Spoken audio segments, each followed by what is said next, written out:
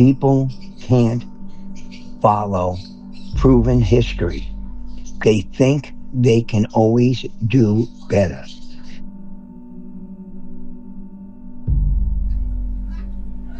Hey there everyone, let's talk about Czech power. Let's talk about the dogs some of us knew back in the day.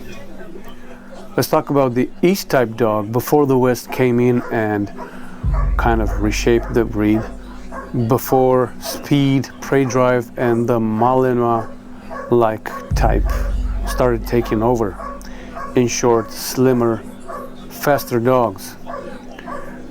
Today we're looking at Tango Benju, a solid representative of the Czech type, line bred on none other than Titus Pohraniční Stráže. He is the son of the well-known Norbo Benju. The reason you keep seeing me post these older dogs is I'm frustrated with where things are today when it comes to the working German Shepherd. I've tried to make noise. I've tried to spark something, bring attention back to the old, so to speak, to what was once a powerful, serious dog, not the overly commercialized version we see now. And I don't think I'm wrong in putting it that way. For many, business is flowing, show lines are thriving, and so are the newer working lines. And by new, I mean smaller, faster dogs again, too often lacking real civil aggression. Sport dogs are being sold as true personal protection dogs, and that's a problem. My attempts to stir things up may not be that effective, but at least I've tried. It's early 2026. I do wonder, where will things be in another 10 years? Anyway, enjoy watching this dog. This is good old school material, Czech bloodlines with strong DDR foundation further back in the pedigree. I'm about to leave you in the company of one man, the one man I know who truly understood genetics, not just in dogs, but beyond that. A man who managed to bring back what many would call impossible. I'm talking about John LaTorre. John has a huge, and I mean huge, amount of experience with dogs, especially the German Shepherd. He has seen things firsthand, things most of us only hear about.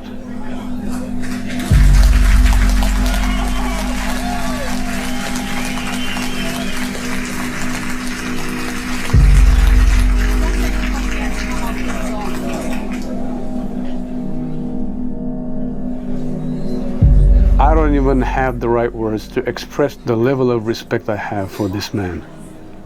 So watch, listen, learn. Some of you will catch the vibe of what I'm trying to convey here, maybe even what I've been trying to say through most of my content.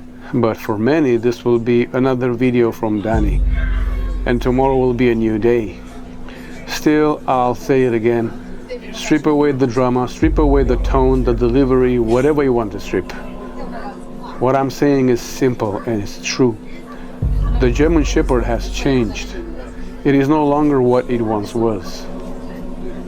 How many of you will really hear that? Very few, I'm sure. But for those who do, for that small group that understands, this is for you. This is John, speaking from experience.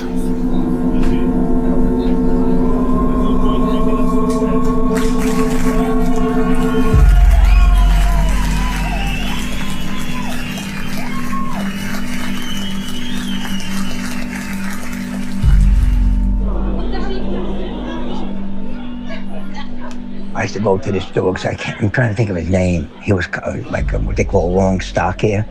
This cop, everybody in this cop places sold this dog to, they told him come and get it. We don't even want our money, come and get it. It was like berserk.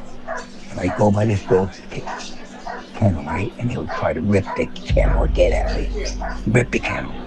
And he asked me one day, he says, John, I gotta take my camera He said, I want you to take pictures of this dog because nobody will do it. I want to take pictures of the dog with me holding it. And I got the pictures, I got copies of them. And I laid on the grass, man, and this dog would have killed me if he got me. And I took pictures of this dog. It was an absolute beast. At the time, I had a West German bitch, a 90-pound black bitch. And he came out of, I don't remember how it went, but she was a Pharaoh. These are West German dogs. She was a Pharaoh. Her mother was a Pharaoh daughter, the first Pharaoh daughter that came into the U.S. And on the bottom side, let's say, I don't remember which way it went, up side or dam, but on the other side of the pedigree, in the third, her grandsire was mink. And man, that was a hell of a dog. I was going to breed to this dog. I was going to take her and breed to this dog. And man, I would have got some hell of aggressive puppies. You had to try to concentrate on the old lines to bring that back. And if you remember, I used to tell you every generation's better at these dogs. It takes time. You don't do this in 1 or 2 years, because you couldn't convince anybody to do the right thing. And when you sold people dogs, they did the exact opposite and destroyed the line in one breeding. All these dogs, what I find, this is what I think is really what happened to the dog business or the dog breeding. People can't follow proven history. They think they can always do better. They visually choose dogs, not by bloodlines, by conformation. And they try to improve. And then they selectively breed, trying to breed hip and elbow problems and coat problems and that kind of thing out of the German Shepherd breed. You can't, I used to tell people you can't do that. The joint problem is bred in from the very beginning. It's embedded in the DNA.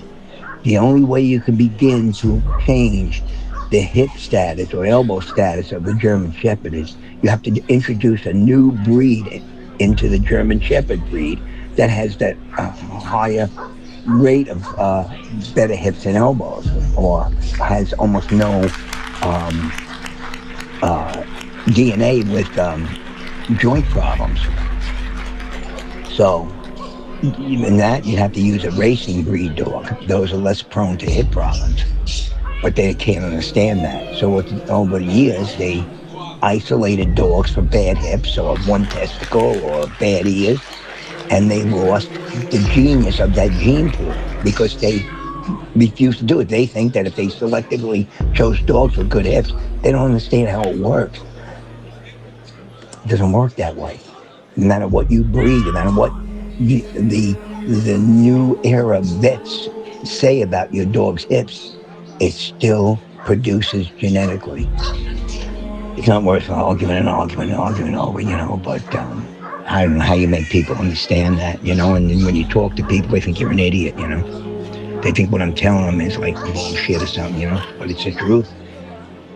People, for years, are more likely to judge or to breed or to buy dogs on performance. Did I believe in that, or did I ever do that? And I said no, because my interest was on reproducing and saving and salvaging old lines and trying to separate them of what was left, which was destroyed many, many years ago.